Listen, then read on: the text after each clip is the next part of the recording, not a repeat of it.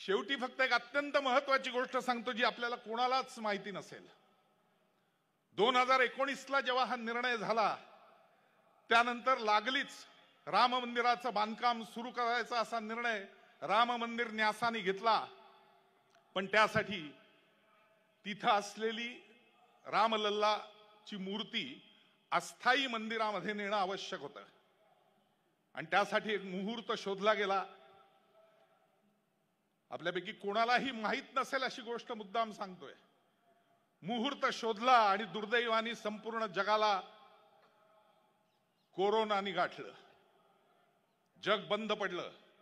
साहजिकच भारतामध्ये या रोगाचा प्रादुर्भाव वाढू नये यासाठी भारतालाही बंद होणं भाग होतं।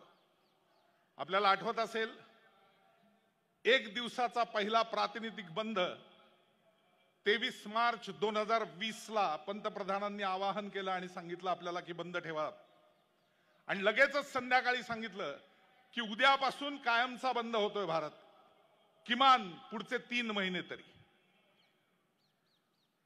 आणि आठवत असेल तर 25 मार्च 2020 हा हिंदूंचा सगळ्यात मोठा सण होता, गुढीपाडवा।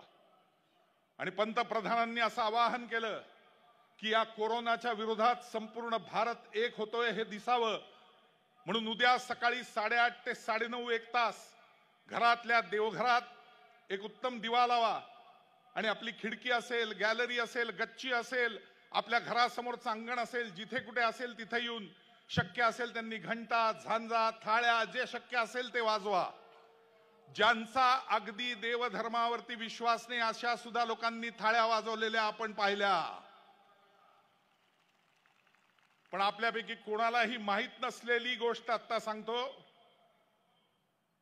अस्थायी मंदिरात रामलल्ला नेण्याचा मुहूर्त तो होता दुर्दैवाने त्यावेळेला, कारण कोरोना काळ होता। आणि मग करायचं काय? योगी आदित्यनाथांनी पंतप्रधानांना विचारलं की रामलल्ला असा सुका कसा जाणार? प्रचंड मोठी अयोध्यावासियांसह त्याची मिरवणूक गेली पाहिजे अस्थायी मंदिरापर्यंत, पण आता गर्दी करायला परवानगी नाही, तुम्ही सगळाच भारत बंद केलाय, आम्ही करायचं काय? आणि पंतप्रधान म्हणले काळजी करू नका, मी बघतो काय करायचं। आणि सकाळी 8:30ला फक्त 3 सिक्युरिटी गार्ड, 5 महंत ज्यांना पूजेचे अधिकार आहेत असे यांना बरोबर घेऊन योगी आदित्यनाथांनी स्वतःच्या डोक्यावर पाटावर रामलल्लाची मूर्ती घेतली आणि 1.3 किलोमीटर असं चालत अस्थायी मंदिरामध्ये ठेवली। आणि त्यावेळेला संपूर्ण भारत थाळ्या, झांजा, घंटा वाजवत होता।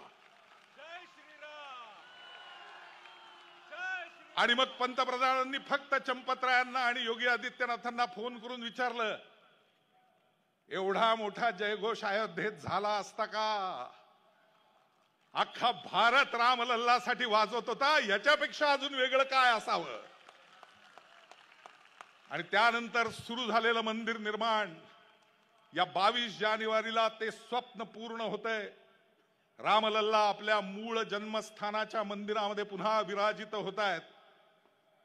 मी शेवटाला एवढीच विनंती करीन की आज आपण सगळेजण या भव्य रामरक्षा पठणासाठी आलेलो आहोतच, पण 22 तारखेला सर्व हिंदूंनी घरावरती भगवा झेंडा दिवाळीत लावतो तसा आकाश कंदील आणि दिवे लावून अशी दिवाळी साजरी करा की जगाचे डोळे त्या प्रकाशाने दिपले पाहिजेत आणि सर्वांना कळलं पाहिजे की आमचा आदर्श इक्ष्वाकु कुल सूर्यवंशीय प्रभू रामचंद्र याचं मंदिर स्थापन करून हिंदू आता एका नव्या मार्गावरती पदक्रमण करत आहे। एवढंच आवाहन आपल्याला सगळ्यांना करतो आणि वाणीला विराम देतो। पुन्हा एकदा जोरदार घोषणा देऊया, जय श्रीराम, जय जय श्रीराम। धन्यवाद।